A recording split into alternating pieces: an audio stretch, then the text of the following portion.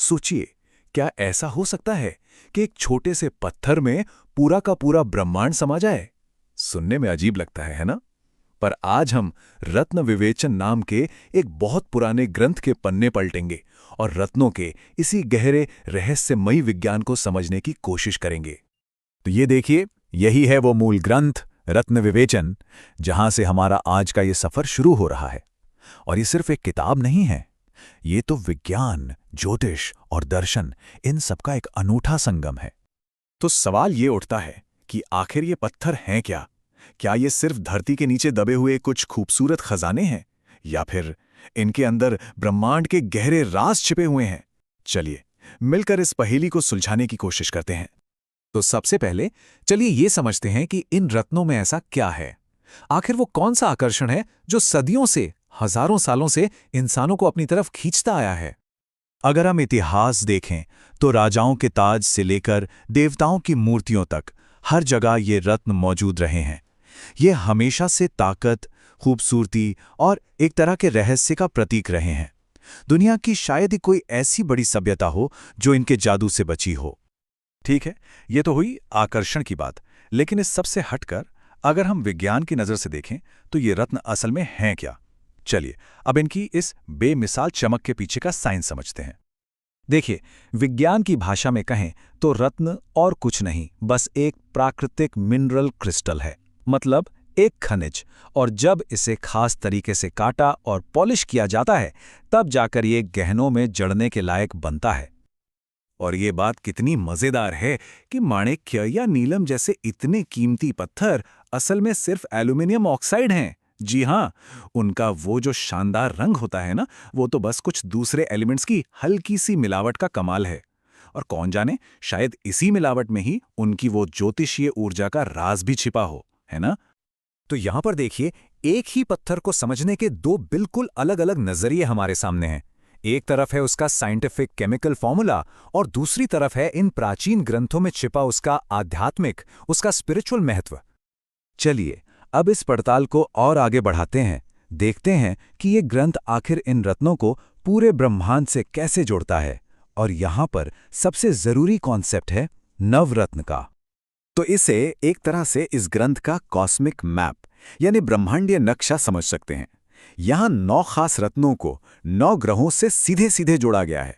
जैसे माणिक्य जो जुड़ा है सूर्य की ऊर्जा से, तो मोती में है चंद्रमा की ठंडक। और सबसे दिलचस्प बात क्या है, इसमें राहु और केतु भी शामिल हैं, जिन्हें वैदिक ज्योतिष में कोई फिजिकल प्लैनेट नहीं बल्कि शैडो प्लैनेट या छाया ग्रह माना जाता है। मतलब हर रत्न एक ग्रह का रिप्रेजेंटेटिव है। तो ठीक है, अब हमें ये तो पता चल गया कि कौन सा रत्न किस ग्रह से जुड़ा है, लेकिन कहानी यहीं खत्म नहीं होती। अगला और शायद सबसे जरूरी कदम है रत्न की क्वालिटी, उसकी गुणवत्ता को परखना। और ये जो परंपरा है ना, ये शुद्धता और दोष, इन दो बातों पर बहुत ज्यादा जोर देती है। तो आखिर वो क्या चीज है जो एक रत्न को अच्छा या बुरा बनाती है?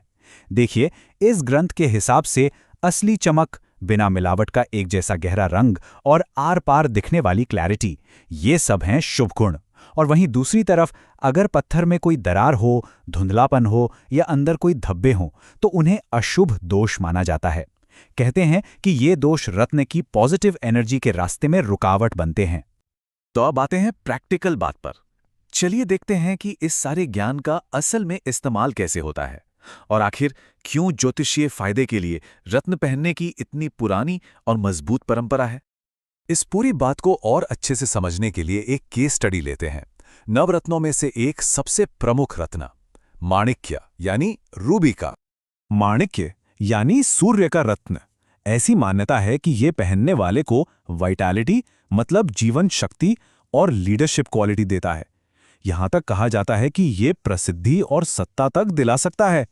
लेकिन एक बहुत बड़ी शर्त है, और वो ये कि रत्न बिल्कुल शुद्ध होना चाहिए, क्योंकि अगर माणिक्य में कोई दोष हुआ तो वो फायदे की जगह बहुत भारी नुकसान भी पहुंचा सकता है।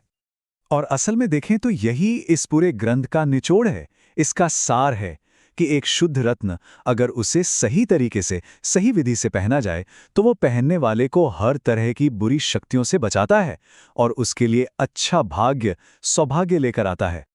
तो चलिए अब इन सभी धागों को एक साथ जोड़ते हैं। एक तरफ विज्ञान, दूसरी तरफ ये ब्रह्मांडीय कनेक्शन। देखते हैं इन सबको मिलाकर आखिर हमारे सामने क्या तस्वीर उभरती है। ये ग्रंथ हमें एक बहुत ही गहरे, एक फिलोसॉफिकल विचार पर लाके छोड़ता है। वो ये कि जो ब्रह्मांड की शक्तियां हैं वो यहीं धरती की चीजों में भी झलकती हैं। और रत्न बस उस दिव्य ऊर्जा को अपने अंदर कैद करने का, उसे फोकस करने का एक जरिया है। तो आखिर में हम फिर उसी सवाल पर आ जाते हैं, क्या ये रत्न सच में ब्रह्मांड का आईना है जिसमें ग्रहों की ऊर्जा झलकती है, या फिर ये हमारे अपने विश्वासों का आईना है?